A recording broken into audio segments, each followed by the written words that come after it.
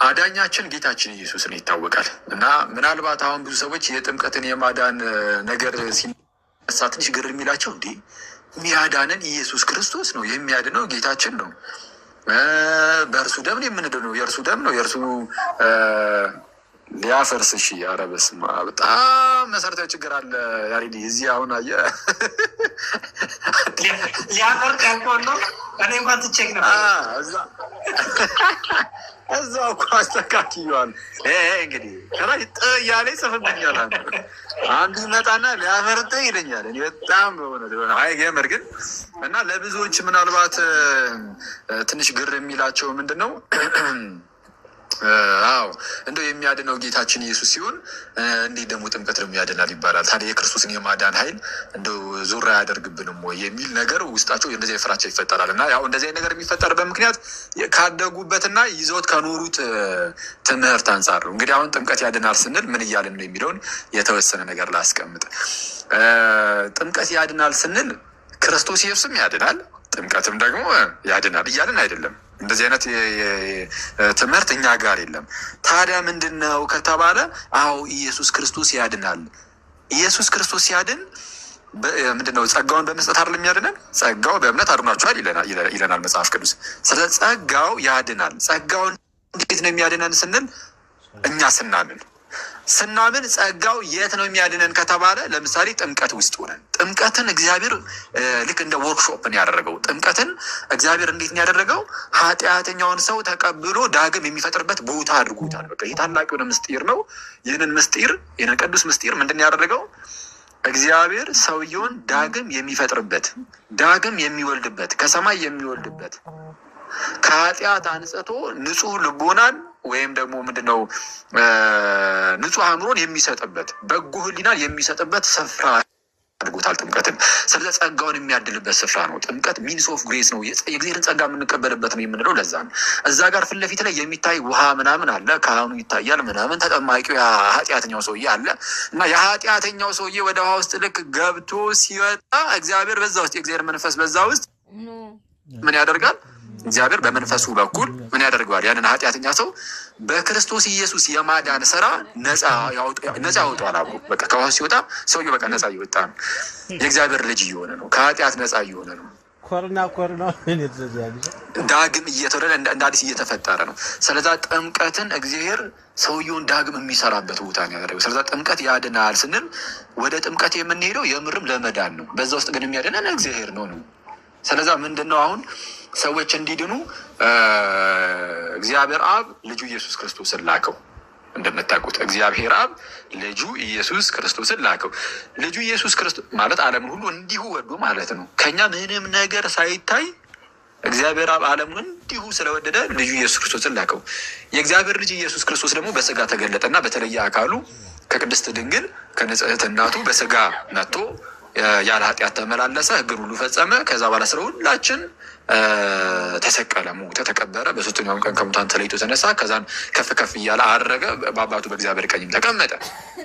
ስለ ሁላችን ሞተልን፣ ሕግን ሁሉ ፈጸመልን እና ክርስቶስ ይህንን የማዳን ስራ በተለየ አካሉ አደረጋል። ልክ እግዚአብሔር አብ በማዳን ውስጥ ልጁ ኢየሱስ ክርስቶስን ላከው። ልጁ ኢየሱስ ክርስቶስ ይህንን የማዳን ስራ ሰራ። መንፈስ ቅዱስ ደግሞ ይህንን በክርስቶስ ኢየሱስ የተሰራውን የማዳን ስራ ምን ያደርጋል?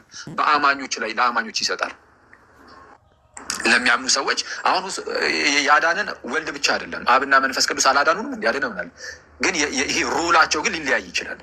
ለምሳሌ አብ አልተሰቀለልንም፣ መንፈስ ቅዱስም አልተሰቀለልንም። ወልድ ነው በተለየ አካሉ የተሰቀለልን፣ ቤዛ የሆነልን ምናምን፣ ስጋ ሆኖ የመጣልን እርሱ ነው። ግን መንፈስ ቅዱስ ግን በመዳናችን ረጉድ በማዳናችን አረ በጌታ አንደበቴን ግሩልኝ። ይሄ ከባድ ነው። እሺ መንፈስ ቅዱስ በመዳናችን ሂደት ውስጥ ምን ነበረ ግብሩ ከተባለ በጌታችንና በመድኃኒታችን በኢየሱስ ክርስቶስ የተሰራውን የማዳን ስራ በክርስቶስ የተሰራውን የማዳን ስራ። ለምሳሌ ክርስቶስ የሞተው ለማን ነው? ለእኛ ነው። የተነሳውስ ለእኛው ነው። እኛ ሞተን እንዳንቀር ነው በነገራችን። ስለዛ እኛ ሞተን እንዳንቀር እርሱ ሞተልን፣ ከዛን ተነሳልን።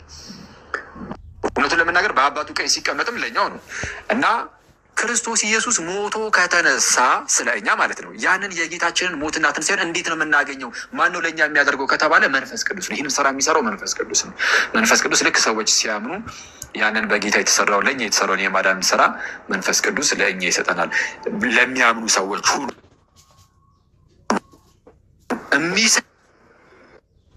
ልክ ባመንበት ቅጽበት እዛው ነው አይደለም።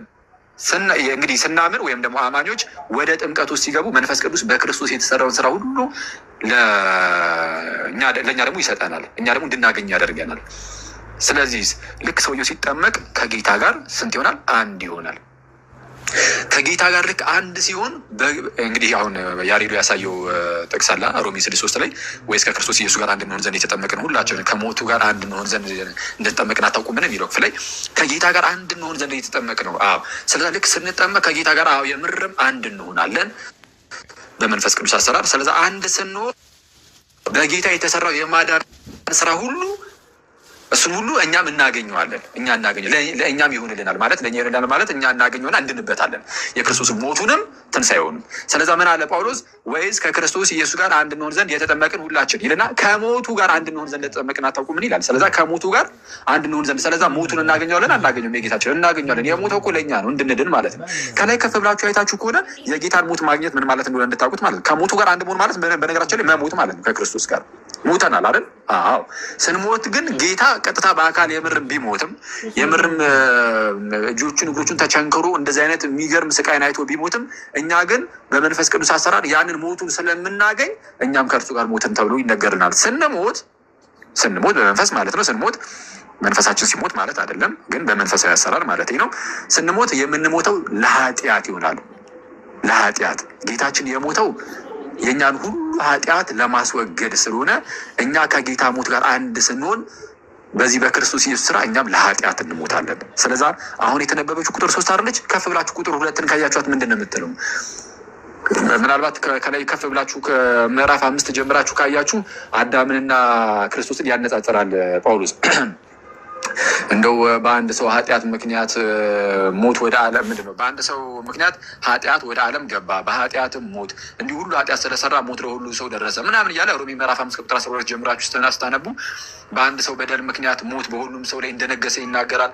በአንዱ ሰው በደል በአዳም በደል ምክንያት ሞት በሁሉም ሰው ላይ ከነገሰ በክርስቶስ ኢየሱስ በኩል ደግሞ በሕይወት እንነግሳለን እያለ ይናገራል። ስለዚህ አሁን የመጀመሪያውን ሰው አዳምን፣ ሁለተኛውን ሰው ጌታችንና መድኃኒታችን ኢየሱስ ክርስቶስን እያደረገ ያነጻጸረ ያስቀምጥና በአዳም በኩል ሰው ለጋይስ አዳም ልክ ኃጢአትን ሲሰራ ሁላችንም ከአዳም በስጋ የምንገኝ ሁላችን ደካማ ሆንን።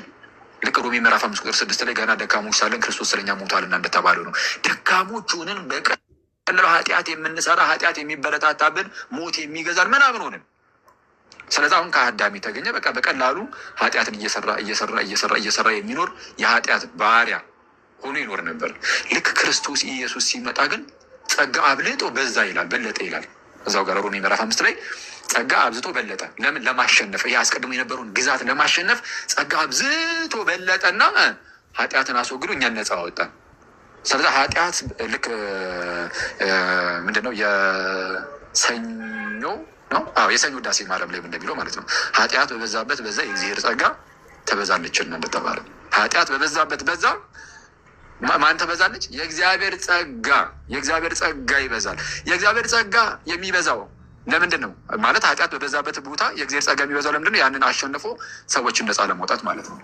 እና እንደዛ ብሎ ይናገርና ከዛ በኋላ ምዕራፍ 6 ላይ ልክ ሲገባ ምን ብሎ ነው የሚጀምረው?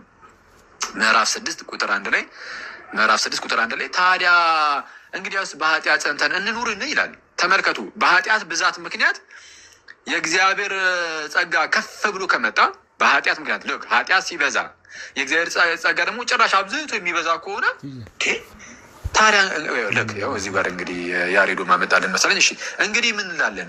ጸጋ እንዲበዛ በኃጢአት ጸንተን እንኑርን አለ። ኃጢአት በበዛበት በዛ የእግዚአብሔር ጸጋ የምትበዛ ከሆነ የእግዚአብሔር ጸጋ እንዲበዛ በኃጢአት ጸንተን እንኑር፣ ኃጢአት ይብዛ ማለት ነው? አይደለም አለ። ልክ አይደለም። ለኃጢአት የሞትን እኛ ወደፊት እንዴት አድርገን በእርሱ እንኖራለን አለ። ለምን የሞትን? ለኃጢአት የሞትን እዚህ ላይ ነው የሚጀምረው። ባይዚ ሮሜ ምዕራፍ 6 ቁጥር 3 ላይ ስለ ሞት ያወራው ከዚህ ላይ መዞ ነው። ለኃጢአት የሞትን እኛ ወደፊት እንዴት አድርገን በርሱ እንኖራለን? ምን ማለት ነው ለኃጢአት መሞት ማለት? ለኃጢአት መሞት ማለት ምንድን ነው? ኃጢአት ይገዛን ነበረ። በደንብ አድርጋችሁ ስሙ ጋይስ። እሺ ኃጢአት ይገዛን ነበረ። ይገዛን ለነበረው ለዛ ኃጢአት ሞትን ማለት አንገዛለትም ማለት ነው። ለምሳሌ አንድ ባሪያ አለ እንበል እና ያ ባሪያ ጌታ አለው። በህይወት እስካለ ድረስ ያ ባሪያ ለዛ ለጌታው ተገዢ ነው። ሁሌ እየተገዛ ይኖራል። ግን ያ ባሪያ ቢሞት ግን ከሞተ በኋላ ለዛ ለጌታው እገዛለሁ ይላል አይልም። ልክ እንደዚህ ሁሉ ለኃጢአት ሞታችኋል ማለት ኃጢአት አስቀድሞ አዎ ይገዛችሁ ነበረ፣ የኃጢአት ባሪያ ነበራችሁ። አሁን ግን ለኃጢአት ሞታችኋል። ሚኒንግ ማለትም ለኃጢአት አትገዙም ነው በቃ። ስለዚህ ኃጢአቷን ገዢያችን አይደለም። ከኃጢአት ባርነት ነፃ ወጥታችኋል እያለ ነው። ከኃጢአት ባርነት ነፃ ወጥተናል። አዎ እንዴት ነው ከኃጢአት ባርነት ነፃ ወጣ ነው? ጳውሎስ እሱን ያብራራል። ምን ብሎ? ወይስ ከክርስቶስ ኢየሱስ ጋር አንድ እንሆን ዘንድ የተጠመቅን ሁላችን ከሞቱ ጋር አንድ እንሆን ዘንድ የተጠመቅን አታውቁም? ከሞቱ ጋር አንድ እንሆን ዘንድ የተጠመቅን አታውቁም? ምን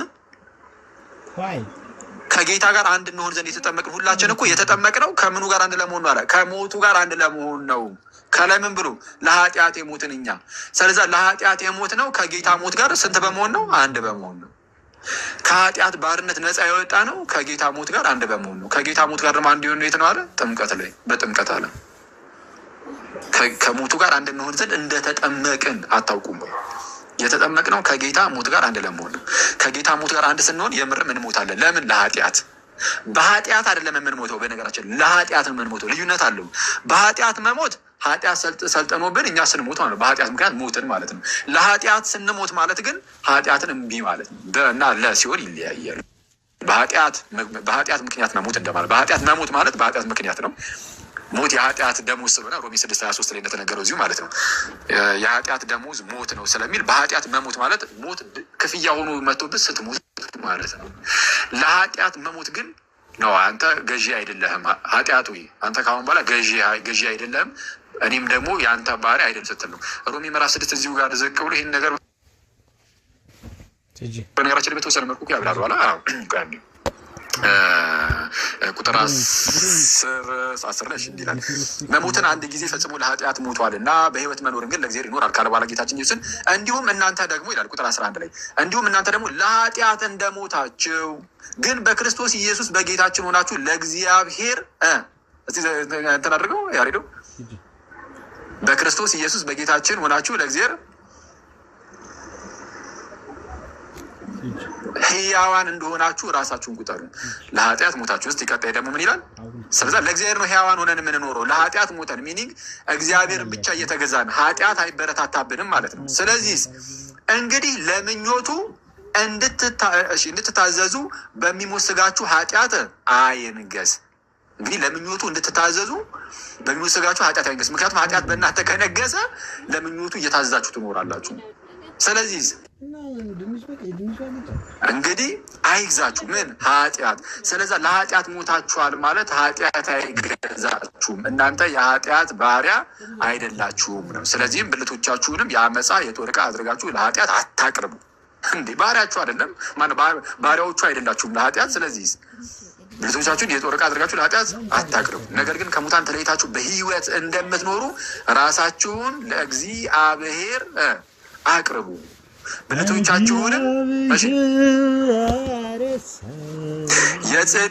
የጽድቅ የጦር ዕቃ አድርጋችሁ ለእግዚአብሔር አቅርቡ ይላል። ኃጢአት አይገዛችሁምና ከጸጋ በታች እንጂ ከሕግ በታች አይደላችሁም ይላል። ኃጢአት ምን አይላችሁም? አይገዛችሁም። ለኃጢአት መሞት ማለት ይሄ ነው። ለኃጢአት መሞት ማለት ከኃጢአት ባርነት ከኃጢአት ግዛት ነፃ መውጣት ነው። ስለዚህ አሁን ከኃጢአት ባርነት ነፃ የወጣው ሰው እንዴት ነው ከተባለ ለኃጢአት በመሞት ነው። ለኃጢአት የሞተው ደግሞ እንዴት ነው ሰው ከተባለ ከጌታ ሞት ጋር አንድ በመሆን ነው ለኃጢአት የሞተው።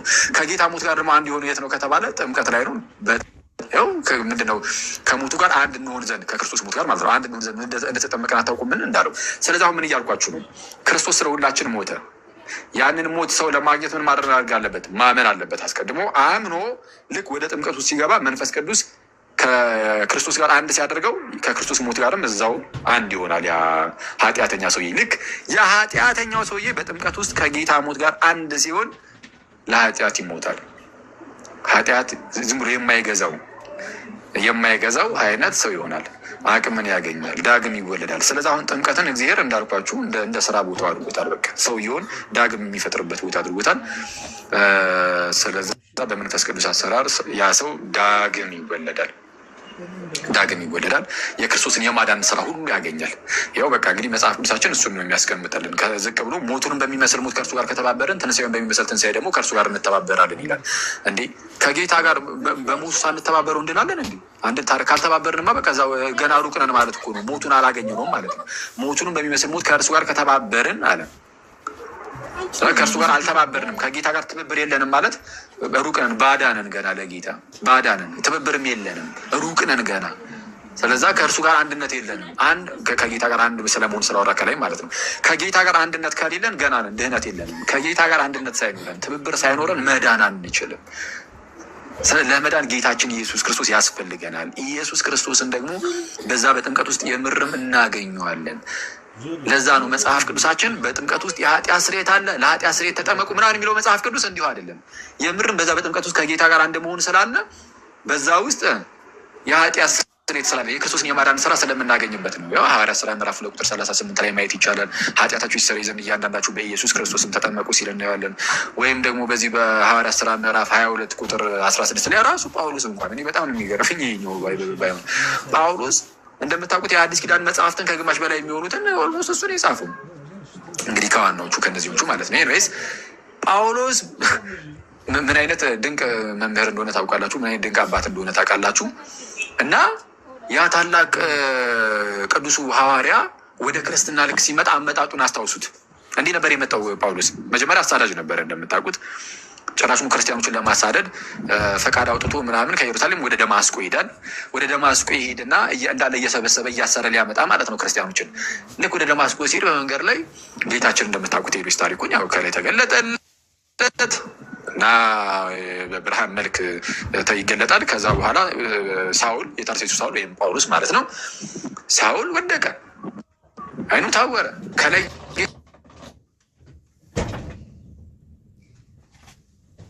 ታድደኛለህ፣ የመውጊያውን ብረት ብትቃወም በአንተ ላይ ይብስብሃል። ሳውል ስለምን ታሳድደኛለህ? ክርስቶስ እንዴት ተናገረው? ጳውሎስ አሳዶታል ክርስቶስን። አዎ የት አግኝቶት? ቤተ ክርስቲያንን ያሳደደው። ቤተ ክርስቲያንን በምድር ላይ ቤተ ክርስቲያንን ማሳደድ፣ ሰማዕታትን ማሳደድ። ሰማዕቱ እስጢፋኖስን ለምሳሌ አስገድሏል። ጳውሎስ ማለት ሲገደል ተባባሪ ሆኖ ቆሙ ነበር እዛው እንደምታውቁት። እና በምድር ላይ የጌታን ቤተ ክርስቲያን ማሳደድ ማለት ጌታ ኢየሱስን ማሳደድ ነው። በምድር ላይ ቤተ ክርስቲያንን መዋጋት ማለት ጌታችንን እርሱም ክርስቶስ ኢየሱስን መዋጋት ማለት ነው። ለዛ ነው ጌታ ኢየሱስ ያለው ስለምን ታሳድደኛለህ? ጳውሎስ ማነው ሳውል አለው። ስለምን ታሳድደኛለህ? ስለምን ታሳድደኛለህ? አታሳደኝ እንጂ ጋይዝ ኢየሱስ ምን አለ? አታሳደኝ እንጂ ስለምን ታሳድደኛለህ? የመውጊያውን ብረት ብትቃወም እኮ በአንተው ላይ ነው የሚብስብህ። ስለዛ ይቅርብህ፣ አያዋጣም ነው።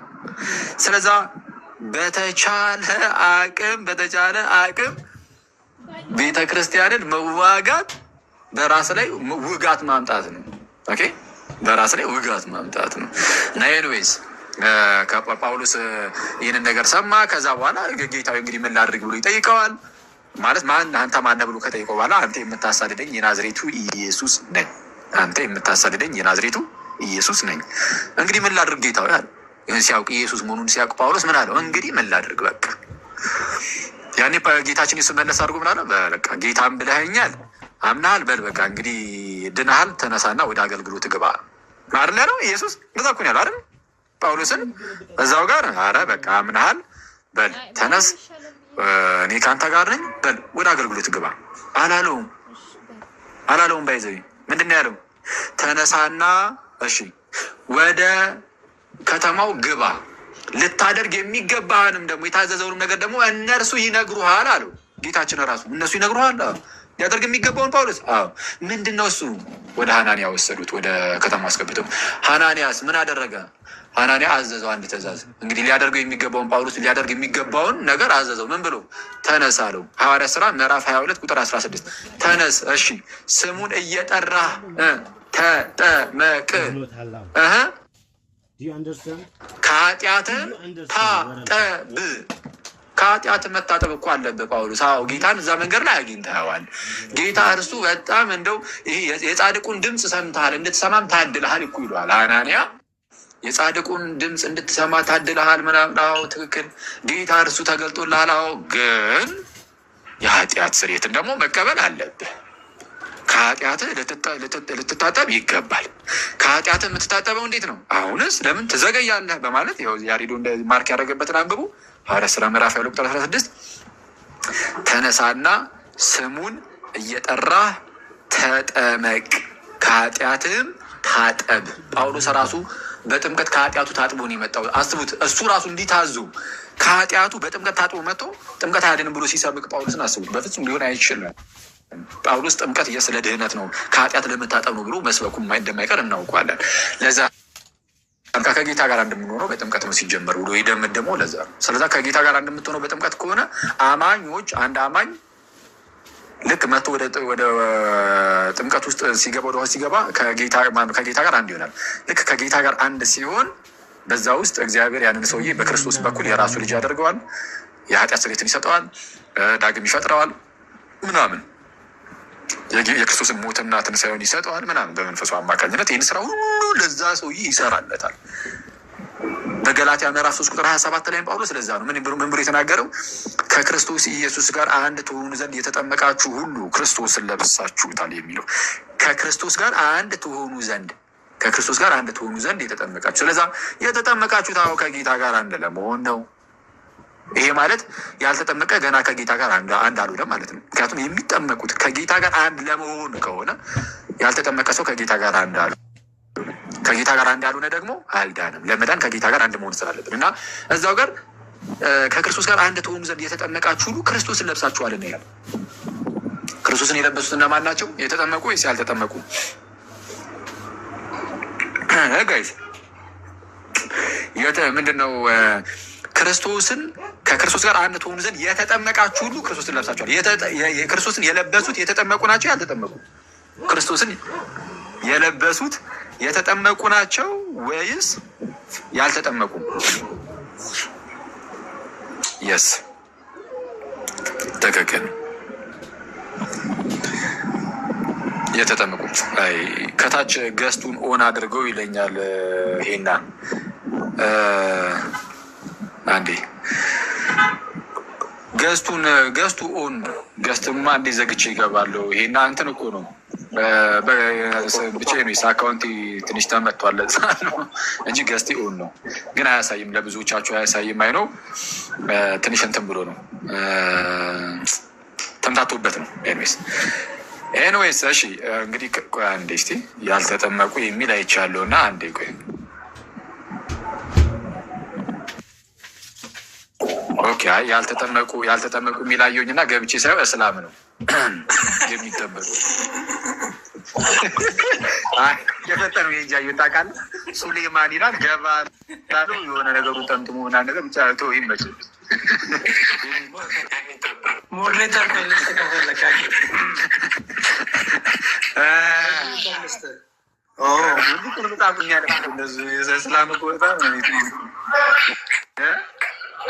አይ ሞዴሬተር ልሰጥ ነበር ለካ ፓስተርም ዝም አሉ እና ሀሳባቸውን እንሰማቸዋለን።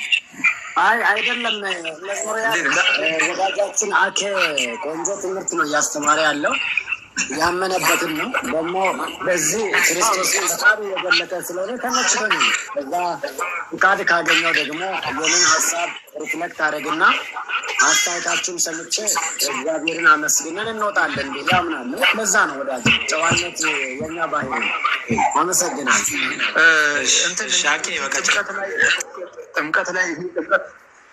ጥምቀት ለድህነት አይደለም ነው ብለህ የምታምነው ፓስተር? ይቅርታ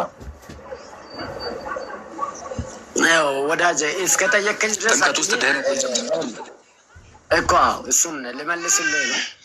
ስለ ጥምቀት ቫሊዩ ነው እያወራ ያለሁ። አዎ ቫሊዩድ ነው። እኔ ባይዘው ወንድሜ ፓስተር ወንጌልን ሰብኬ ተጠምቄ ሌሎችን እያጠመቅኩ ያለው ወንድሜ ነኝ። በክርስቶስ ወንድሜ ነኝ። አንተ እዛ እኔ እዚህ ቢኖርም ማለት ነው። እኔ ጥምቀት አያስፈልግም ቶታሊ ያልኩ አይደለም። ነገር ግን በመጀመሪያ እኛ ሳንጠመቅ በፊት ክራይስትን በማመን በዮሐንስ ወንጌል ምዕራፍ 1 ከቁጥር 12 ላይ የእግዚአብሔር ልጅ ሆነናል። የእግዚአብሔር ልጆች የሆንን እኛ ደግሞ ልጅነታችንን የምናረጋግጥበት መንገድ አንዱ የክርስቶስን ስጋና ደም በመቋደስ ነው። አንድ በሆሊ ባፕቲዝም ውስጥ ኢንቮልቭድ በመሆን ነው፣ በመሳተፍ ነው። ስለዚህ እነዚህ ለቤተ ክርስቲያን የተሰጡ የክርስቶስ አደራ የመጨረሻውም የትልቁ ሚሽን ወይም ታላቁ ሚሽን የሚባለው ክርስቶስ ለደቀ መዛሙርቶቹ የተናገረው ወደ ዓለም ሁሉ ሄዱ ወንጌልንም ለፍጥረታት ሁሉ ስበኩ እያለ ያስተማረው የማቴዎስ ወንጌል ምዕራፍ 28 ከቁጥር 19 ጀምሮ ያለው እንደገና ከወዳጃችን ከመዝሙረ ያሬድ ጋር ስናወራ የነበረው ማርቆስ ወንጌል 16 ከ15 እስከ 16 ያለውን ስንመለከት እነዚህ ሁሉ ስለ ጥምቀት ጌታችን ኢየሱስ በዋናነት ጠቀሜታውን ያጎላበት ክፍል እንደሆነ በማመን እኛ ይህንን እየተቀበልን እየተገበርንም ያለን ሰዎች ስንሆን ልዩነታችን መጀመሪያ ላይ እኛ ድነናል፣ የእግዚአብሔር ልጆች ሆነናል። በምን በማመን እንደ ዮሐንስ ወንጌል 1:12 ወደ ገዛ ወገኖቹም መጣ፣ የገዛ ወገኖቹ አልተቀበሉትም። ለተቀበሉት ሁሉ ግን በስሙም ለሚያምኑት ለእነርሱ የእግዚአብሔር ልጆች የሆኑ ዘንድ ስልጣንን ሰጣቸው በሚል በእግዚአብሔር ቃል መሰረት ላይ ቆመን በልጅነት ሕይወት ውስጥ እየተመላለስን ልጅነታችንን ግን በጥምቀት እናረጋግጠዋለን። የጌታን እራት በመውሰድ እናረጋግጠዋለን። ከቅዱሳኖች ጋር ህብረትን በማድረግ ከኃጢአት በመራቅ እናረጋግጠዋለን።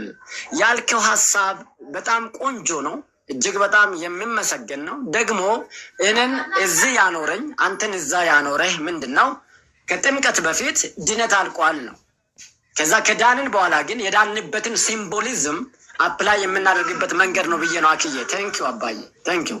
ቀጥል፣ ማይክን ከፍተሃል። እሺ እናመሰግናለን ፓስተሪ። እንግዲህ አሁን ያስቀመጡት ነገር ላይ ከጥምቀት በፊት ድህነት አልኩ፣ ከዛ በኋላ ያው የዳነውን መዳን ደግሞ በዛ በጥምቀት ውስጥ እናረጋግጣለን እናሳያለን የሚል ነገር አስቀምጠዋል።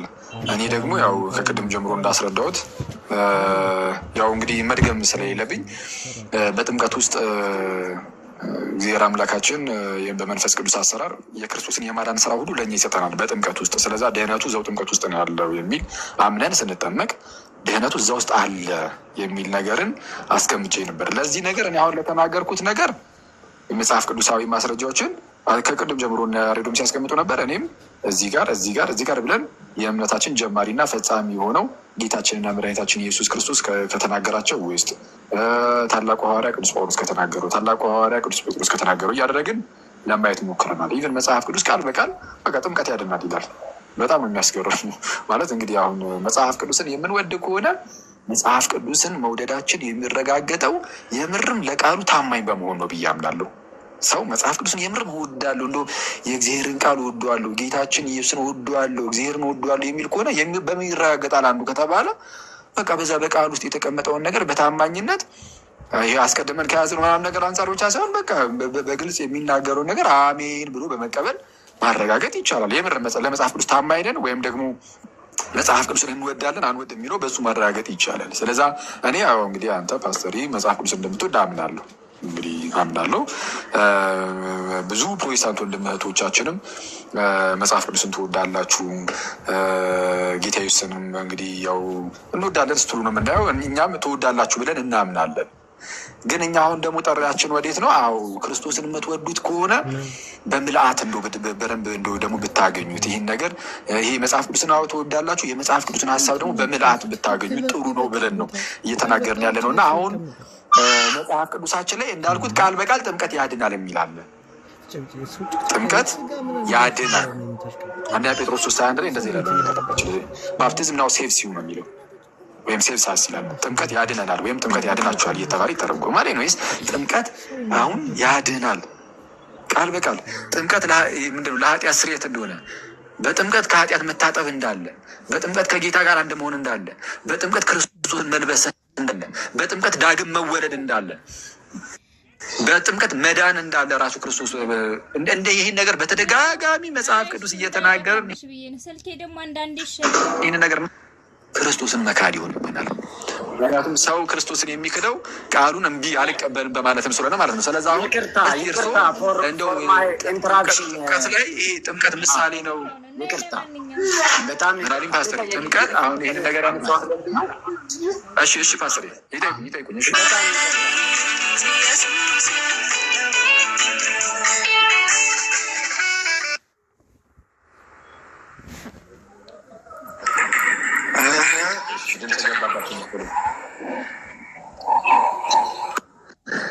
ድምፅ ገባባቸው መሰለኝ። ቆይ አንዴ ስልክ ይሆናል ይጨርሱና እንትን እንለዋለን። ታንኪዩ ባለማወቅ ነው ከቴሌግራም መዝሙር ከፍቼ ስለነበረ እንደዚህ ሶሪ። ለምሳሌ ጋዛችን አኬር አዎ ጥምቀት ለኃጢአት ስርየት አስፈላጊ ነው ብለው እያስተማሩ ነው ያሉት። የእግዚአብሔር ቃል ደግሞ በአንደኛ ዮሐንስ መልእክት ምዕራፍ 1 ከቁጥር 7 ላይ ታወጣልን። ወዳጃችን ያሬድ ታወጣልን። አንደኛ ዮሐንስ ምዕራፍ ስንት? አንደኛ ዮሐንስ ምዕራፍ የልጁም የኢየሱስ ደም ከኃጢአት ሁሉ ያነጻናል ይላል። አይ እንዳው ቃል በቃል ሌሎቹ እንዳውት ነው እንጂ ታውቀዋለህ አክዬ። አየህ የልጁም የክርስቶስ ኢየሱስ ደም ከኃጢአት ሁሉ ያነጻል። በእግዚአብሔር ቃል ውስጥ ለኃጢአት አንደኛ ዮሐንስ 1:7 አየህ የስ እዛ ጋር ምንድን ነው የሚለው? ሙሉን እናንብበው። ትንሽ ጠጋ አድርግልኝ። ወደ ቁጥሩ ጠጋ አድርግልኝ። ከቁጥር 7 ጀምሮ ነገር ግን እርሱ በብርሃን እንዳለ በብርሃን ብንመላለስ ለእያንዳንዳችን ህብረት አለን። የልጁም የኢየሱስ ክርስቶስ ደም ከኃጢአት ሁሉ ያነጻል። በእግዚአብሔር ቃል ውስጥ ከኃጢአት ሁሉ የሚያነጻን የልጁ የክርስቶስ ኢየሱስ ደም ነው። ለምን? ደም ሳይፈስ ስርየት የለም። የምን ስርየት? የኃጢአት ስርየት።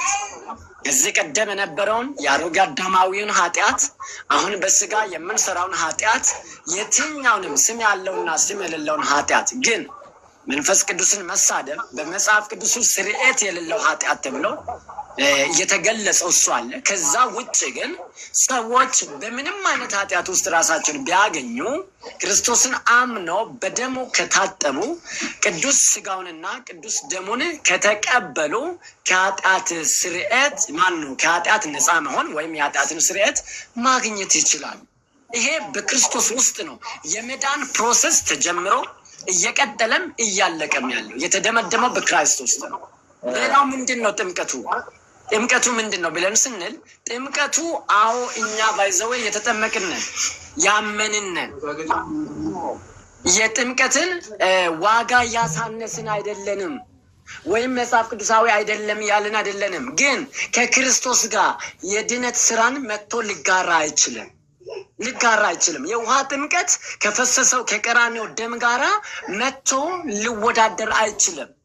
ኮምፕር ልናደርግ አሰሪ በጣም ይቅርታ ያደርጉልኝ። እንግዲህ እንትን መሀል ገባሁበት እና እንትን ነው አሁን የማንግባባና የማንረዳዳ ከሆነ አስቸጋሪ ይሆናል። አሁን እንደዚህ ብለን ራሱ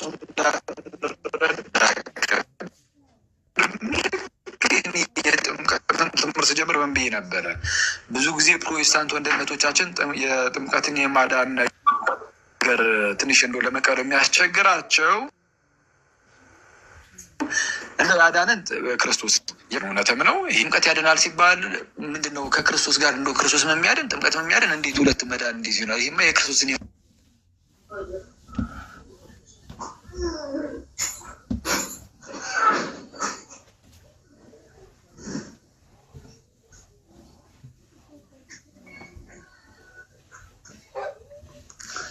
አይሰማም።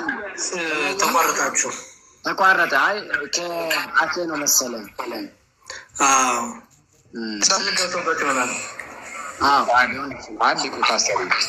ፓስተር ይቅርታ፣ ለእኛ የምናገኘው ያስተጋባል መሰለኝ። ለእኛ የምናገኘው ቃላቱን አንዳንዴ ያው እንጠንቀቅ። እሺ ምንም አሁን ለምሳሌ ለእኛ የሚቆጠር ምናምን ወደሚል ወደ ፕሮቴስታንቶቹ ትምህርት እየሄድኩኝ አይደለም። ቆጠረን ምናምን የሚባለው እንትን ላይ ማለት ነው። ኤኒዌይስ ወደ እሱ ቆይ ለጊዜው አልግባና፣ ኤኒዌይስ ይህንን የክርስቶስን የማዳንን ስራ የምናገኘው ጥምቀት ውስጥ ነው ያልነው። ጥምቀት ውስጥ በክርስቶስ የተሰራውን የማዳን ስራ የክርስቶስን ደሙን እናገኘዋለን። ልክ ወደ ጥምቀቱ ስንገባ በክርስቶስ ደም እንታጠባለን። የክርስቶስን ሞቱን ትንሣኤውን እናገኛለን እንጂ አሁን እርሱ እንደሚሉት ጥምቀት ከክርስቶስ ጋር የሚገዳደር ሆኖ መጣ። እንደዛ አላልንም እኛ። እምነት ያድናል ሲባል እኮ እንዴ እምነት ከክርስቶስ ጋር የሚገዳደር ሆኖ መጣ እኮ አንልም እኮ። እምነት ያድናል፣ አዎ ያድናል። ክርስቶስም ያድናል፣ የክርስቶስ ደምም ያድናል፣ እምነትም ያድናል። እንደዛ ማለት ነው። ሁለት ነገሮች የሚያድኑ ነገሮች ኖረው ነው? በፍጹም አይደለም። ግን አሜን ብሎ በመቀበል ያ ሰው በክርስቶስ የተሰራውን የማዳን ስራ ያገኛል። የሚያገኘው ግን የአማኙ ሲጠመቅ ነው። መጽሐፍ ቅዱሳችን ኢንጀነራል ስንመለከተው እንደዛ ነው። ጠቅለል ያሉን ነገር ስንመለከተው እንደዛ ነው። አሁን ሀሳቡን በነገራችን ላይ የጠቀስኳቸው እነዛ ሁሉ የመጽሐፍ ቅዱስ ጥቅሶች ውሸት አይደሉም፣ የምርም እውነት ናቸው። የእግዚአብሔር መንፈስ ያለባቸው እውነተኛ ቃሎች ናቸው። ጠቅላላ የክርስቶስም፣ የጳውሎስም፣ የጴጥሮስም የሌሎችም። አሁን አንድ ጥያቄ ብቻ ለጠይቆትና አሁን እርሱ ለሚሉት ለዚህ እንደው ጥምቀት መዳናችንን ማረጋገጫ ነው ወይም ደግሞ ማሳያ ነው ላሉት ጥቅስ ካሉት ከይቅርታ ጋር ፓስተር ምን መዳናችን ነው? ጥምቀት እንደ ዳንን የምናረጋግጥበት ወይም የምናሳይበት ነው የሚል ወይ ከክርስቶስ ወይ ከጳውሎስ ወይ ከጴጥሮስ ወይ ከአንዳቸው ብቻ አንዲት ጥቅስ ብቻ። እንደው በእርግጥ ጌታችን ለምስክርነት 2ም 3ም ነበር ያሉ አይደለ?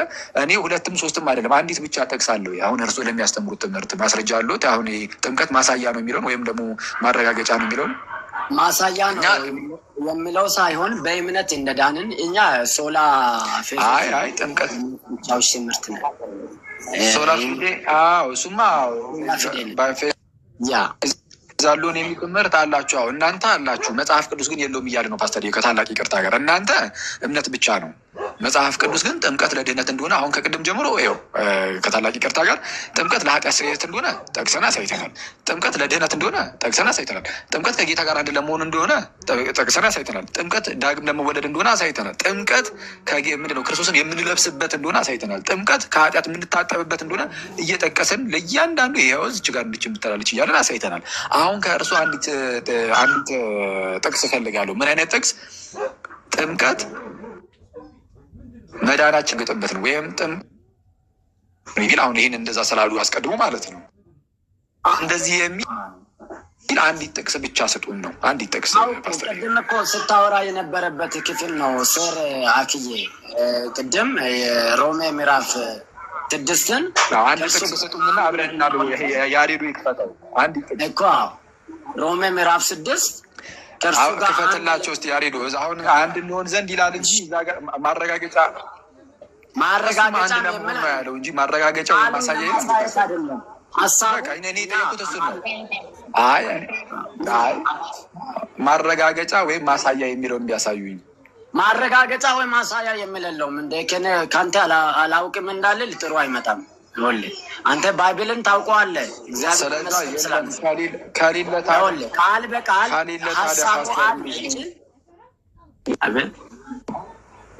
ሀሳቡ አለ እዚህ ጥቅስ ላይ ሀሳቡ አለ። ርጫለሁ ወይስ የእርሳቸው ሀሳቡ አለ?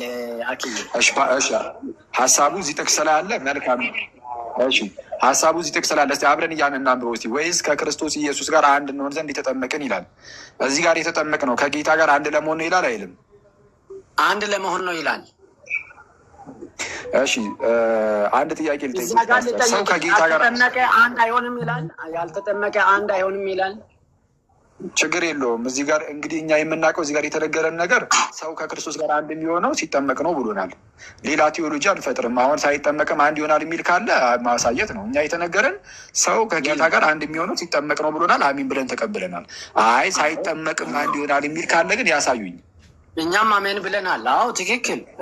አሜን ካሉ በጣም ጥሩ። አሜን ካሉ አንድ ጥያቄ ልጠይቁት። ከጌታ ጋር ሰው አንድ ሳይሆን መዳን ይችላል አይችልም? ከጌታ ጋር አንድ ሳይሆን በእምነቱማ አንድ ሆነ እኮ አመነ፣ ተጠመቀ እኮ። ትልቁ ስራችን እኮ ጌታችንን ማመን ነው ትልቁ ስራችን። አይ እኔ የጠየኩት ሌላ ነው ፓስተር። ሰው ከጌታ ጋር አንድ ሳይሆን መዳን ይችላል።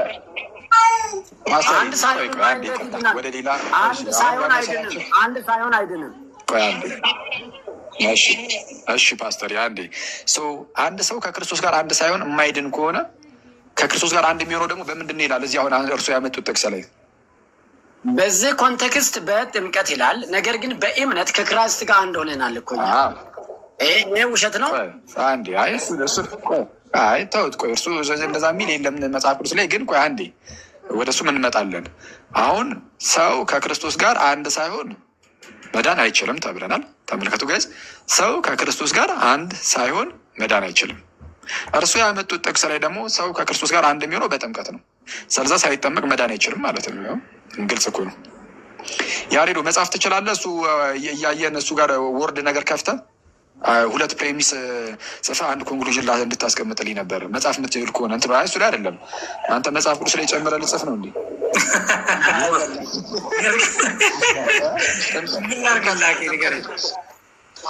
ጥምቀት ያድናል የሚል ስታጣ ደግሞ ሊጨምርበት ነው። ጥምቀት ያድናል ብለህ በጣም ያሬድ መጽሐፍ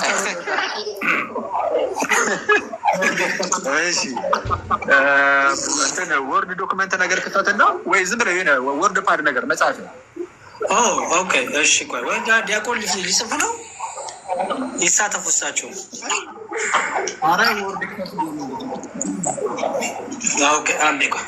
ይሄ እዚህ ኮምፒውተር ላይ ኦፊስ ፕሮግራም አይሰራም። ቆይ ግን አንዴ ኖርማል የኮምፒውተሩ ኖት ፓድ ምናምን የለም? ኖት ፓድ ምናምን አለው ኖት ፓድ አለው። ለሰው ቀለል አድርገን እናሳያቸው ብዬ እኮ ነው ሀሳቡ ነገር እንዲገባቸው። ኦኬ ይቻላል። የስራ ላፕታፕ ስለሆነ ብዙ ነገር ነው የሚከፍትልኝ። እንደዛማ ከሆነ ወይ መኩ ወረቀት ተጠቀም። መዝሙረ ያሬድ እስክሪፕቶ ካለ ያሬዱ እስክሪፕቶ ካለ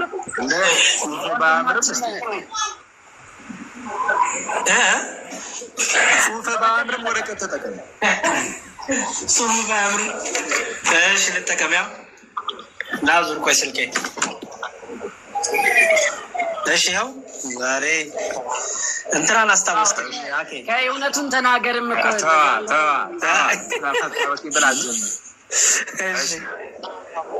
ዝም ብለህ ጨረት ነገር አድርግና አንድ ዝም ብለህ ጨረት ነገር ልበለው ችግር የለውም።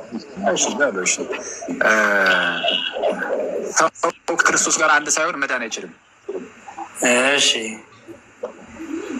ከክርስቶስ ጋራ አንድ አይሆን መዳን አይቻልም። መዳን አይቻልም። ሁለተኛው ነጥብ ደግሞ ከክርስቶስ ጋር አንድ የምንሆነው በጥምቀት ነው። እኔ ሁለተኛው ላይ አልተስማማውም። ፓስተር ቆይ አንድ የያዙትና ከክርስቶስ ጋር አንድ ሳንሆን ማነው? ከክርስቶስ ጋር አንድ የምንሆነው በጥምቀት ነው። ሁለተኛው ላይ አልተስማማው። ቆይ ጻፈውና በጥምቀት ነው። እሺ አላጋም አንዴ ከፍ አድርገው እናንተ አንዴ እዩት፣ ተመልከቱ ጋይስ። ከክርስቶስ ጋር አንድ ሳይሆን መዳን አይቻልም። ከክርስቶስ ጋር አንድ ሳንሆን መዳን አንችልም። ከክርስቶስ ጋር አንድ የምንሆነው ደግሞ በምንድን ነው? በጥምቀት ነው። ስለዚህ ያለ ጥምቀት መዳን አይቻልም። ስለዚህ ሲበልና ኮንክሉዥናችን ያለ ጥምቀት መዳን አይቻልም። ያለ ጥምቀት መዳን አይቻልም። መዳን የለም።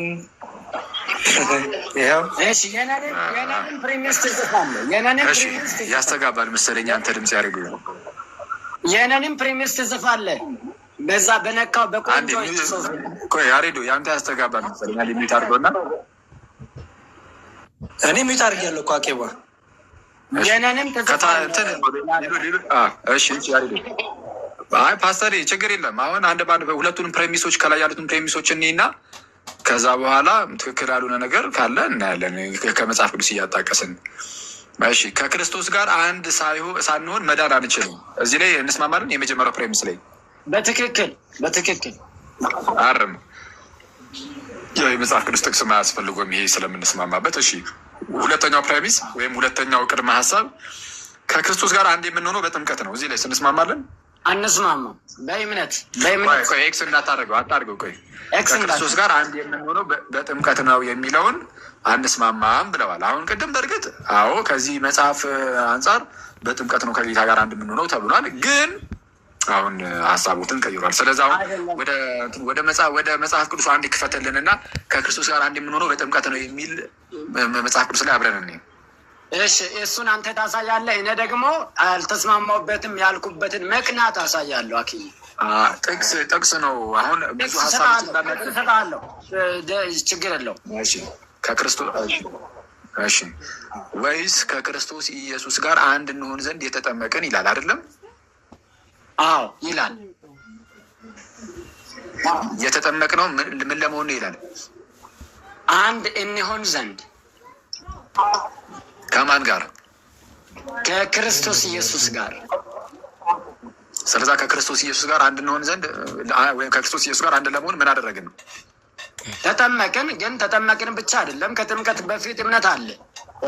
ቆይ ችግር የለም። አዎ ከጥምቀት በፊት እምነት አለ። የአማኙ ነው እኮ የሚጠመቁ። አሁን እዚህ ጋር አማኙ ስለሚጠመቀው ጥምቀት የሚተናገሩ ችግር የለም። እሱን አማኙ ምን ሲያደርግ ነው ከክርስቶስ ጋር አንድ የሚሆነው አለ? ስጠመቅ፣ አምነው ስጠመቅ።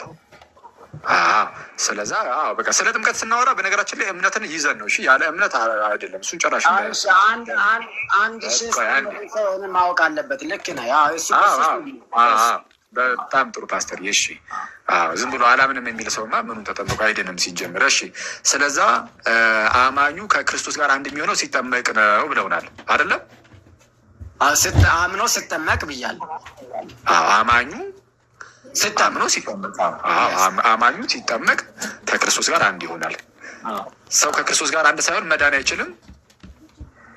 አንድ አማኝ ደግሞ ከክርስቶስ ጋር አንድ የሚሆነው ሲጠመቅ ነው አይደል? አንድ አማኝ ከክርስቶስ ጋር አንድ የሚሆነው ሲጠመቅ ነው።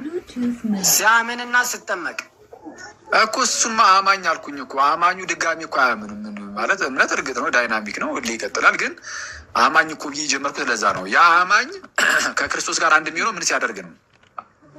ስጠመቅ አልኩህ እኮ። ስጠመቅ አንድ ፓስተር ይቅርታ አደረግኩት መሰለኝ። ምንም በል በጣም ደስ ይለኛል። እሺ ፓስተር። እሺ አንድ አማኝ ከክርስቶስ ጋር አንድ የሚሆነው ሲጠመቅ ነው። ከክርስቶስ ጋር አንድ ሳይሆን ደግሞ መዳን አይችልም። ስለዚህ አንድ አማኝ የሚድነው ሲጠመቅ ነው አይደለም? ምንድነው? ሲጠመቅ ነው አይደለም? ሲያምን። አሁን ቅድም ምን አሉኝ? ሰው ከክርስቶስ ጋር አንድ ሳይሆን መዳን አይችልም። ያሬዱ ድጋሚ ላጽፍህ እውነት ነው። እሱ ሁሉም ሰው አይቷል፣ ችግር የለውም። እውነት ነው። እሱ ላጽፍህ ያሬዱ ካላደክም። እሺ አጽፈኝ።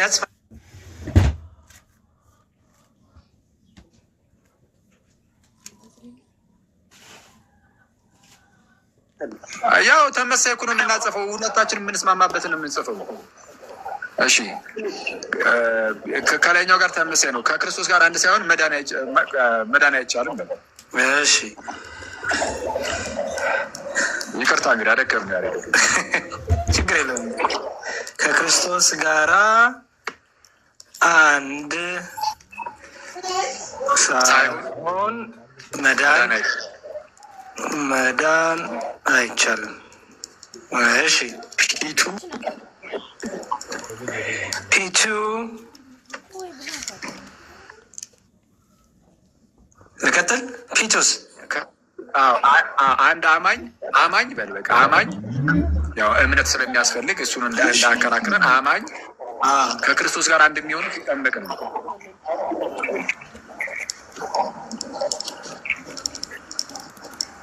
ክርስቶስ ጋራ አንድ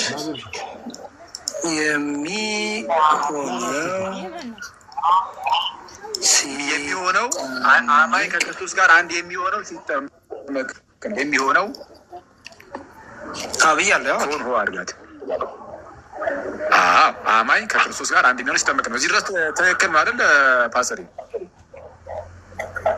እዚህ ጋ ሁለተኛውን አሁንም አልስማማም። ሁለተኛው ፓስተሪ እንዴት ነው ይሄ ነገር? አባ እኮ ልክ ነው፣ ልክ እኮ ነው፣ ልክ ነው። አማኝ ከክርስቶስ ጋር አንድ የሚሆነው ሲጠመቅ ብቻ አይደለም ሲያምንም ጭምር ነው። ሲያምን ነው በእምነቱ ሳይጠመቅ አንድ ሊሆን ይችላል። ሳይጠመቅ አማኝማ ኦልሬዲ እኮ አማኝ አለው ለምትለው እሺ፣ አንድ ነገር ልንገር። ሳይጠመቅ አንድ ይሆናል። ሳይጠመቅ አንድ ይሆናል ካሉ በሉ ጥቅስ ያሳዩ። ሳይጠመቅ አንድ ይሆናል የሚል እሺ፣ ሳይጠመቅ አንድ ይሆናል የሚል አይደለም። በእምነት በቃ አለ ብለውኛል። ልንገሩ እግዚአብሔር ፋሚሊ ውስጥ አለ። ፓስተሪ በእምነት መዳን እንዳለ ቢናገር፣ በእምነት እንዲህ የሚመስሉ ነገሮች ቢናገር መጽሐፍ ቅዱሳችን እኛ የምንቃወም አይደለንም። ምክንያቱም ስለ እምነት ሲወራ ወይም ሲናገር መጽሐፍ ቅዱሳችን ጥምቀትን አያገለም። ጥምቀትን አብሮ ነው ታራቢ በማድረግ ነው። ስለ ጥምቀትም ደግሞ ሲናገር ምንም እንኳን ስለ እምነት እዛ ላይ ባያወራም፣ ለምሳሌ አሁን የጠቀሱት ሮሜ 6:3 ላይ ሰው ከክርስቶስ ኢየሱስ ጋር አንድ ለመሆን ተጠምቋል ይላል። አምኗል አይልም። እዛ ላይ ቃሉ እኮ የለም አምኗል የሚለው ግን በውስጠ ታዋቂነት ግን እምነትም እንዳለ በቃ እናውቃለን። ለምን ሌሎች የመጽሐፍ ቅዱስ ክፍሎቻችን ላይም እምነት የግድ እንደሆነ ስለተነገረን እናውቃለን። አዩ እምነት የምትለው ቃል እዚህ ላይ ባትመጣ ራሱ እናውቃለን እምነት እንዳለ። ስለዛ አሁን እየነጣጠሉ እየተናገሩ ስለሆነ እኔ አሁን እያልኩት ያሉት እርሶ ባሉት መልኩ ያለ ጥምቀት አንድ ይሆናል የሚል ጥቅስ ካለ አለ የለም? በመጀመሪያ ደረጃ ያለ ጥምቀት ያለ እምነት አንድ ይሆናል የሚል ቃል የለም። ቆይ የለም። አሁንም እኮ ከኪስ አውጥቼ ለማውራት አይደለም። ከኪሶት ካላወጡ ከመጽሐፍ ቅዱስ ያወጡ። ፓስተሪ ያለ ጥምቀት አንድ ያለ ጥምቀት ብለዋል። እሱን አሳዩ። እሺ በዮሐንስ ወንጌል ያለ ጥምቀት እሱ ላይ ምዕራፍ 1 ቁጥር 12 ላይ ያለ ጥምቀት አይልም። እሱን ያዝልኝ። አኩስ የለም ያለ ጥምቀት አይልም። ለተቀበሉት ሁሉ ግን በስሙ ለሚያምኑት ለእነርሱ የእግዚአብሔር ልጆች ይሆኑ ዘንድ ስልጣንን ሰጣቸው ይላል። ያለ ጥምቀት ይላል። አምነህ የእግዚአብሔር ልጅ ሆነሃል እኮ አምነህ እኮ የእግዚአብሔር ልጅ ሆነሃል። ፓስተር እባክዎትን እንደው በደንብ እንግባባና አምነህ የእግዚአብሔር ልጅ ትሆናለህ ወይ አሁን ቢሉኝ፣ አዎ ግን አምነህ ብቻ ያለ ጥምቀት ነው ወይ? አይደለም። እሺ ተጠምቀህ የእግዚአብሔር ልጅ ትሆናለህ ወይ? አዎ። ተጠምቀህ ብቻ ያለ እምነት ነው ወይ ቢሉኝ፣ አይደለም። ስለዛ ጥምቀት ከጌታ ጋር አንድ የምንሆንበትና ለኃጢአት ስርየትም እንደሆነ በመጽሐፍ ቅዱሳችን በግልጽ በተደጋጋሚ ተነጋግሯል። እምነትን አብሮ ሳይጠቅሰው በቃል ደረጃ ማለት ነው። ግን በቃል ደረጃ እምነት የሚለውን ቃል ባያስቀምጥም ለምሳሌ እኮ አልኩኝ አንደኛ ጴጥሮስ ምዕራፍ 3 ቁጥር 21 ላይ ጥምቀት አሁን ያድነናል ብሎ ቢያስቀምጥም ይሄው ጥምቀት ያድናል ነው የተባለው፣ እምነት አልተባለም ብዬ ግን እንደዚህ አይነት ድርቅና ውስጥ ግን አልገባም። እንደዚህ አይነት የስህተት ትምህርት ውስጥ ግን አልወድቅም።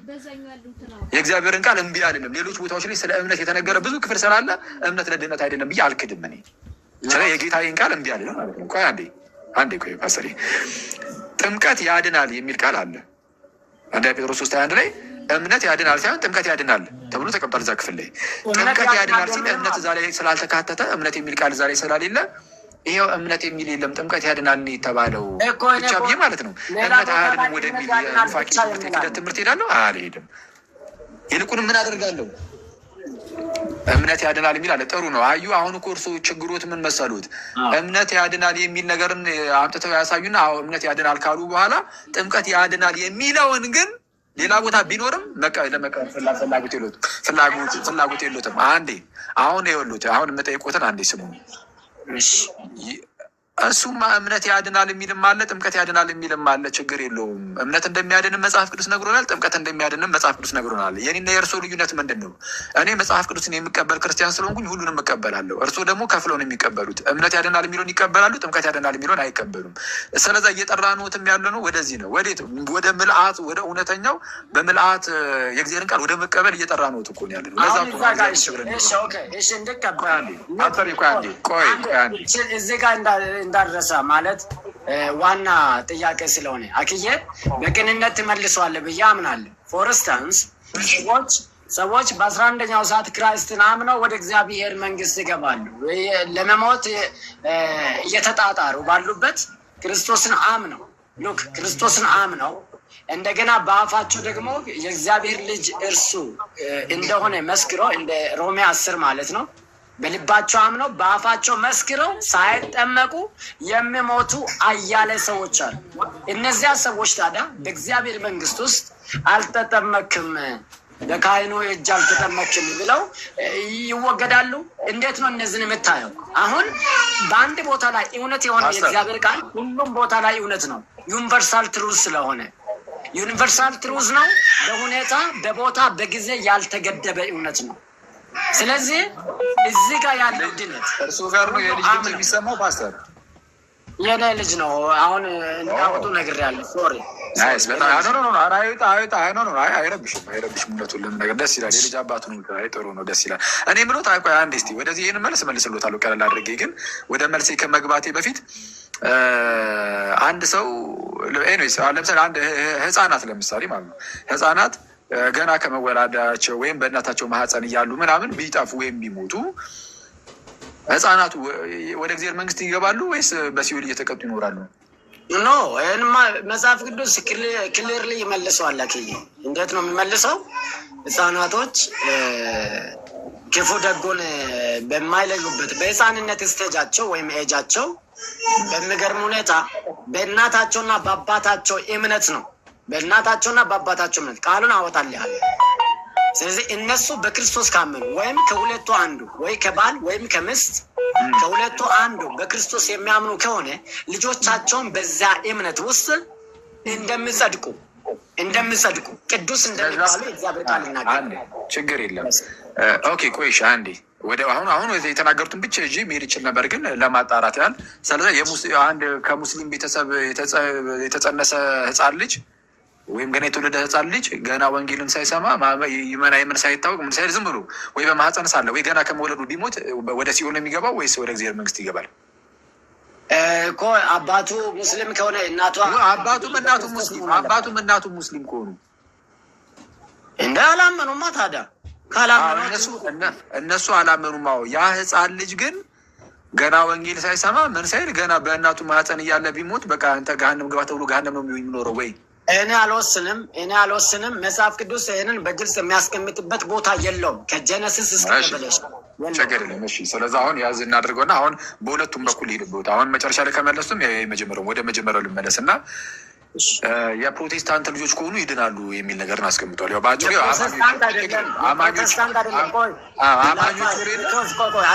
በጣም ሶሪ ከርብ እየተደረገ ነው ባይዘው ይሄ አማኞች ብለዋል አይደለ? አማኞች ነው ያልኩት። አማኞች የት ይኖራሉ ካልከኝ ኦርቶዶክስ ይኖራሉ፣ በፕሮቴስታንት ውስጥ ይኖራሉ። ችግር የለም። ስለዚህ አሁን በቃ ፕሮቴስታንቶች አማኞች ተብሎ ይጠራሉ። አዎ ዋይኖት ችግር የለም። ስለዚህ አሁን አንድ የፕሮቴስታንት ህፃን ልጅ የእግዚአብሔር መንግስት ይወርሳል ቢሞት፣ ዴፊኒትሊ የእግዚአብሔር መንግስት ይወርሳል። ያ ህፃን ልጅ ራሱ ያምናል? አይ በእናቱና ወይ በአባቱ እምነት ውስጥ እግዚአብሔር ያለው ራሱ ህፃኑ ልጅ ግን አሁን አየህ እግዚአብሔር ሲያድን በግልህ ነው ወይስ በቤተሰብ ነው? እኮ መወሰን በምትችልበት መምረጥ በምትችልበት ስቴጅ በግልህ ያድንሃል። ስለዚህ አሁን አንድ ሰው ለመዳን ራሱ ሰውየው ማመን አለበት የለበትም ለመዳን? ወይስ እምነት የራስ እምነት ያን አስፈላጊ አይደለም አልኩኝ እኮ። በልባም ነው በአፉ በሚመሰክርበት ስቴጅ ላይ ማመን መመስከር አለበት። አንዴ እሺ። ስለዛ ሮሜ 10 ላይ እንደተነገረው ሰው በልቡ አምኖ በአፉ መስክሮ ይጸድቃል የሚል አለ አይደለም? ሰው በልቡ አምኖ በአፉ መስክሮ ይጸድቃል፣ ኢየሱስ ጌታ እንደሆነ በልብታም በአፉ በመሰከር ትድናለህ እና ስለሚል ይህ ነገር የሆነ ቦታ ላይ ይሰራል፣ የሆነ ቦታ ላይ አይሰራም ማለት። ለምሳሌ ለአዋቂዎች ይሰራል፣ ህፃናት ጋር ስትሄድ ግን አይሰራም እኮ። ህፃናት እንዴት ነው በልባቸው አምኖ በአፋቸው የሚመሰክሩት ገና? ስለዛ ይሄ ቃል እሱን እኮ ነው የሚለው። ይህ ስለ እምነት አሁን እምነት ያድናል ብለህ ይህንን ጥቅስ ስትጠቅስ አንዳንድ ቦታ ላይ ይሰራል፣ አንዳንድ ቦታ ላይ ግን አይሰራም ማለት። ዛትስ ዋይ ዊ ኮል ኢት ኤክሰፕሽናል የምንለው እኮ ለዛ ነው። ቴንኪው። አሁን ቅድም የጠየቁኝ ጥያቄ ሰው ሲሞት እንዴት ነው ድንገት ሳይጠመቅ ድንገት እንደው ቢሞት ያሉት ኤክሰፕሽን እሱ ምንድን ነው? ያው ተመሳሳይ ነው እና ከዛ አንጻር እሱ ምንድን ነው ተቋርጧል። ኤክሰፕሽን አለው። ልክ አሁን እርሱ ለህፃናት ጊዜ ኤክሰፕሽን አለው እንዳሉ ኤክሰፕሽን አለው። እሱም ኤክሰፕሽን አለ የሚሆነው ለምን? አሁን ልክ እርሶ ኤክሰፕሽን አለው እንዳሉት ሰውየው አምኖ መጠመቅ ፈልጎ የክርስቲያንን ትምህርት ሰምቶ ድንገት ሊጠመቅ ሲሉ ድንገት ቢሞት ይሄ ኤክሰፕሽናል ነው። በቃ አለቀ። ይሄ እንደዛ ነው እና አሁን እርሶ ካሉት ጋር ተመሳሳይ ነው እና አሁን አንድ የመለስ ግን ላድርጉት መለስ ስላና ያሪዱ አንድ ተመለስ አንድ በሁለተኛው ሀሳቦት አክዬ በሁለተኛው ሀሳብ ከሜሱን እንየውና አማኝ ከክርስቶስ ጋር አንድ የሚሆነው ሲጠመቅ ነው የሚለውን አሁን ተግባብተናል። አልተግባባሉ በሮሜ 6:3 መሰረት በሮሜ 6:3 መሰረት ከክርስቶስ ጋር አማኞች እንደሚሆኑት ሲጠመቅ ነው። የስ ግን ቆይ አንድ ጥያቄ የኔ ወዳጅ አንድ ጥያቄ ጥምቀት የውሃ ጥምቀት በገላትያ 3:27 አይ እዚህ ላይ ይኸው አሁን ቅድም ራሱ ጥምቁ ቆይ አይ አይደለም ግን ቆይ አንዴ ራሱ ጥምቁ ቅድም ተስማምቷል። ሮሜ 6:3 ላይ በቃ የውሃ ጥምቀት ነው አሉኝ። አይ ተጨማሪ ማስረጃ አምጣ ካሉኝ አዲሱ መደበኛ ትርጉምንም ዝም ብዬ ገለጥ አድርጌ ህዳጉ ላይ አሳዩታለሁ። ሮሜ 6:3 ስለ ጥምቀት ሲያወራ የሚያወራ እዛው ጋር አስቀምጠውታል። እነሱ አዲሱ መደበኛ ትርጉም ብቻ አይደለም ሙሉ ህይወትን መግለጽ ይችላሉ። ሙሉ ህይወትን ብቻ አይደለም እነ ዶክተር ተስፋዬ ሮበሊን እያነሳሁኝ አሁንና ስሙ ምናምን የሚል መጽሐፍ አላቸው። ዶክተር ተስፋዬ ሮበሌ ያው ያውቋቸዋል ተስፋ አደርጋለሁ። ትልቅ አቃቢ እምነት ናቸው በኢትዮጵያ ፕሮቴስታንት ውስጥ። የእነሱን መጽሐፋቸውን እየገለጽኩኝ ላሳዩት ይችላሉ። በጣም በርካታ የሙሉ ወንጌልን የእምነት መግለጫዋን አውጥቼ ማሳየት ይችላሉ። ስለ ጥምቀት ስታወራ ይህንን ጥቅስ ነው ለውሃ ጥምቀት ሰጣ የምታብራራበት። የመካነ ኢየሱስ የመሰረተ ክርስቶስን ማሳየት ይችላሉ። መሰረተ ክርስቶስ ስለ ውሃ ጥምቀት ስታወራ ይህንን ጥቅስ እየጠቀሰች ነው መተባበሪያ ነው በሚለው የውሃ ጥምቀትን ስታብራራ ይህንን ጥቅስ ነው የምጠቅሰው። አሁን ይህ ጥቅስ ጥምቀት እንደሚያድን በግልጽ እንደሚናገር ማወቅ ስትጀምሩ ጥምቀት እንደውም ይሄ ስለ ጥምቀት አያወራም ማለት ስለ ውሃ ጥምቀት አያወራም ማለት አትጀምሩ ፕሊዝ። ይሄ ለእግዚአብሔር ቃል አለመጣ የኛ ወዳጅ ኪቦርነቱ አንድ ምንድን ነው ይሄ ቦታን እኛ የምናምነው ባይዘወይ ቅድም ከየት ቤተ እምነት እንደመጣው ለመዝሙረ ያሬድ ነግሬዋለሁ ለአንተ ለማሳወቅ ከዊነርስ ቻፕል ነኝ ያለሁት። ሰው ይህንን ክፍል በእኛ በመስረቻችን ላይ ያለው አሰሚስ ኦፍ ሲምቦሊዝም እንጂ አሰሚስ ኦፍ ሳሊቬሽን አይደለም። አሰሚስ ኦፍ ሳሊቬሽን አይደለም። ለመዳን የምንጠቀምበት ጥቅስ ሳይሆን ጥቅስ ማን ነው? ጥምቀትን ለመዳን ሳይሆን ጥምቀትን እንደ ምሳሌ ከክርስቶስ ጋር ባይዘው ምሳሌ ነው ሲምቦል ቢኮዝ እሱ ነው ሊትራሊ የሞተው። እኛ ደግሞ ያንን ምሳሌውን ለመምሰል ነው በጥምቀት ሞታችንና ትንሳያችንን ከእሱ ጋር ለመተባበር እያሳየን ያለ ነው እንጂ መዳን ለመዳን ከተነሳ ክርስቶስ የሰራው ስራ ብቻ ፓስተር ፕሊዝ ከይቅርታ ጋር እንደው ሰዓት እንዳይረፍድብንም ለማሳየት ነው የሚል የለም ተብሏል። በቃ ቅድም ለማሳየት የሚል ምንም አንዲትም ጥቅስ የለችም ስለተባለ እርሱን ይርሱት። ለማሳየት ነው የሚለው መጽሐፍ ቅዱስ ላይ ሳይሆን አሁን እርሱ ያሉት ቸርች የእምነት መግለጫ ላይ ነው ለማሳያ የሚል ቃል ያለው ወይም የሙሉ ወንጌል የእምነት መግለጫ ላይ የፕሮቴስታንቶች መጽሐፍ ላይ አለ። የእግዚአብሔር መጽሐፍ ላይ የለም። የቤተክርስቲያን መጽሐፍ ቅዱስ ላይ የለም።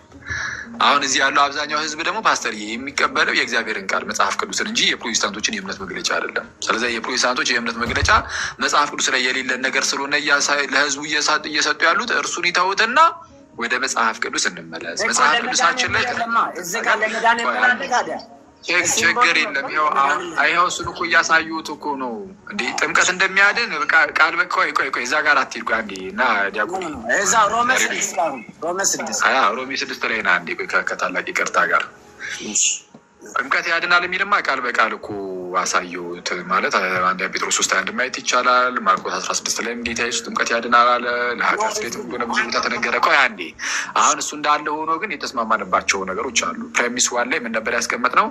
ሰው ከክርስቶስ ጋር አንድ ሳይሆን መዳን አይችልም የሚለው ላይ እኮ ተስማማን። ከጌታ ጋር አንድ ሳይሆን መዳን አይችልም። ፕሬሚስቱ ደግሞ አማኝ ከክርስቶስ ጋር አንድ የሚሆነው ሲጠመቅ ነው የሚል ማለት አማኝ ነው ያልኩት። አማኝ የሚጠመቀው ከጌታ ጋር አንድ ይሆን ዘንድ ነው ተብሎ ቃል በቃል ተጻፈው። ማለት የአክሊል ሀሳብ አይደለም፣ የመጽሐፍ ቅዱስ ሀሳብ ነው እና እባክዎትን ይቀበሉት ብዬ በታላቅ ትህትና እጠይቃለሁ። አልቀበልም ካሉ እዚህ ጋር ኤክሰፕሽናሉን ተውት። በኤክሰፕሽናል እኮ ዶክትሪን አይመሰረትም ፓስተር። በኤክሰፕሽን ነገር ኤክሰፕሽናል በሆኑ ነገሮች ዶክትሪን አይመሰረትም። ስለዚህ አሁን እዚህ ጋር ተመልከቱ። አማኝ ከክርስቶስ ጋር አንድ የሚሆነው ሲጠመቅ ነው የሚለው ግልጽ ነው አይደለም? እኔ በሱ አልስማማም። አምኖ ብቻ መዳን ወይም አንድ መሆን ይችላል እላለሁ። ይሄ ያንተ አቋም ነው። ይዘው ምንድን ምኑ ነው የኔ አቋም? ይሄኛው ማለት አማኝ ከክርስቶስ ጋር አንድ የሚሆነው ስጠመቅ ነው የምለው። ይሄ የኔ ሀሳብ ነው፣ የጳውሎስ ሀሳብ ነው። የጳውሎስ ሀሳብ ያመንክበት። እኔ ደግሞ ከክርስቶስ ጋራ ያለው የዮሐንስን መጽሐፍ የሚያምን ወንድሜ ነኝ። አምኜ የእግዚአብሔር ልጅ የሆንኩት ወንድሜ ነኝ። ችግር የለም እሱ ችግር የለም እሱ አይደለም ፓስተሪ። ቆይ ሳልጠመቅ የእግዚአብሔር ልጅ ሆኛለሁ ካሉ ይህን ለራሶት ብቻ ነው ሊሉ የሚችሉት። ማለት ጌታ ራሱ የሆነ ሰዓት ላይ አላውቆትም።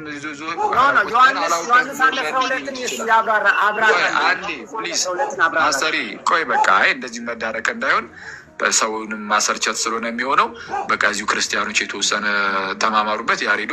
ምክንያቱም የሌላውንም የፕሮቴስታንቶችንም የክርስቲያኖችንም ጆሮ ማድከም ስለሆነ የሚሆንብን ከዚህ በላይ አስፈላጊ አይደለም። እንግዲህ እዚህ ላይ ዝም ጠቅለል አድርጌው በቃ ፓስተሪ ሰላም ይሆኑልን፣ እግዚአብሔር ያክብርልን። በጣም ይቅርታ። እሺ እንግዲህ ያው መጽሐፍ ቅዱስን ተቀበሉልን ለምን እንወጣል ቢቃሉ ምን ማድረግ አንችልም። አከብርሃለሁ ስላወራ ጌታ ያክብርልኝ። ጌታ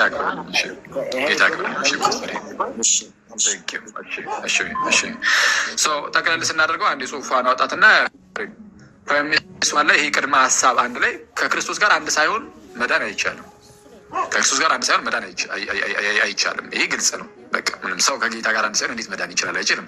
አማኝ ደግሞ ከክርስቶስ ጋር አንድ የሚሆነው ሲጠመቅ ነው። ግልጽ ነው አይደል? ይኸው በሮሜ 6:3 ላይ በግልጽ ከክርስቶስ ኢየሱስ ጋር አንድ እንሆን ዘንድ የተጠመቀን ይላል እኮ ሮሜ 6:3 ላይ። ገላትያ 3:27 ላይ እኮ ይደግማል። ምን ብሎ ከክርስቶስ ጋር አንድ ትሆኑ ዘንድ የተጠመቃችሁ እኮ ነው የሚለው። ሰው የሚጠመቀው ከጌታ ጋር አንድ ለመሆን ነው ካለ አለ ነው በቃ እንዲህ። በስመ አብ በቃ መጽሐፍ ቅዱስን ላለመቀበል እኮ በዛ ደረጃ እንደዚህ ግብግብ ውስጥ እኮ መግባት አይጠበቅብን። እሺ ኮንክሉዥን ሲ በልና ኮንክሉዥን አማኝ የሚድነው ሲጠመቅ ነው። አለቀ።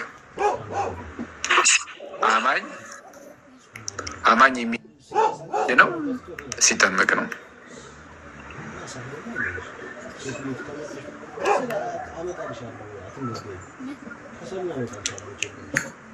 በቃችን ምላችሁ ከያዛችሁ አትቀለን ነው። የድህነት ትምህርት ስለሆነ እንግዲህ ይሄ የድህነት ትምህርታችን ስለሆነ መጠንቀቅ አለብን። የክርስትና ማዕከላዊ ትምህርቱ የድህነት ነው። ነገረ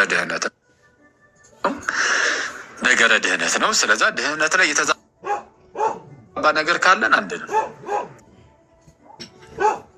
ባጭሩ አንድንም ያለቀ። ስለ መጽሐፍ ቅዱስ በግልጽ ይናገራል። ኢየሱስ በግልጽ ያስተምራል። ሰዎች ይክዳሉ። በጣም ነው የሚገርመው በእውነት አስቡት። ክርስቶስ ጥምቀት ለድህነት እንደሆነ አስተምሮ ግን አይ ጥምቀት ለድህነት አይደለም ማለት ክርስቶስ አይ አልቀበልህም እንደማለት ነው። ክርስቶስን ተቀበሉ ብለው የሚጣሩ ወንድሞች እህቶች ክርስቶስን አይቀበሉትም። ከዚህ አንጻር የክርስቶስን ትምህርት አልቀበልም ካልክ በነገራችን ላይ ክርስቶስን አልተቀበለውም ማለት ነው። የተወሰነ ትምህርቱን ተቀብዬ የተወሰነ ትምህርቱን አልቀበልም ካልክ እውነትና ሐሰት አንድ ላይ ሲሆን ምንድነው ውጤቱ? ምንድነው? እውነትና ሐሰት ፖዚቲቭ ሲሆን ውጤቱ ፖዚቲቭ ነው አይደለ? ፖዚቲቭ ኔጌቲቭ ሲሆን እንደው ሰው ነው ብሎ ቢናገር ሰውነቱን ካመነ ማለት ነው። ኢየሱስ ክርስቶስ ፍጹም ሰው ነው። አምላክ ብቻ አይደለም፣ መለኮት ብቻ አይደለም። ሰውነቱን እቀበላለሁ። እሺ ከዛ በኋላ አምላክ ግን አይደለም፣ አምላክነቱን ግን አልቀበልም ካለ እቀበላለሁ፣ የተወሰነ ነገሩን እቀበላለሁ፣ የተወሰነ ነገሩን እንግዲህ አልቀበልም ካለ በቃ መጨረሻው ክርስቶስን ገና አልተቀበልም ያስላል። እንደዛ ነው። ስለዛ መቀበል በምልአት መቀበል ነው። ስለዛ ፕሮቴስታንት ወንድመቶቼ እንግዲህ ለመጨረሻ ጊዜ የምናገረው ምንድን ነው? ጌታን እርሱም ክርስቶስ ኢየሱስን እንደምትወዱት እናውቃለን። ማለት እንግዲህ እንወዳለን ትሉናላችሁ። አትሊስት ያው ስለምትሉን አምነናችሁ ማለት ነው። መጽሐፍ ቅዱስን እንወዳለን ትላላችሁ ስለምትሉ አምነናችሁ። በእርግጥ አሁን እንደነዚህ ነገሮችን ስናይ በግልጽ የተጻፉ ነገሮችን አንቀበልም ስትሉ ስናይ እነዚህ ሰዎች መጽሐፍ ቅዱስን ሳይሆን የሚወዱት መጽሐፍ ቅዱስ ላይ ያላቸውን የራሳቸውን መረዳት ወይም ደግሞ በቤተ እምነታቸው ውስጥ ተቋርጦብኝ ነበር መሰለኝ። እሺ የሚወዱት መጽሐፍ ቅዱስን ሳይሆን በዛው በቤተ እምነቶቻቸው ውስጥ ፓስተሮቻቸው መምህራኖቻቸው ያስተላለፉላቸውን የሰጧቸውን ትምህርት እንጂ መጽሐፍ ቅዱስን አይደለም መሰለኝ የሚወዱት ብለን እንድንጠረጠር ያደርገናል። ምክንያቱም በግልጽ የተጻፈውን ነገር እንቀበልም ስለምትሉ ለምሳሌ አይተናል እና በተቻላችሁ አቅም ለመጽሐፍ ቅዱስ ታማኝ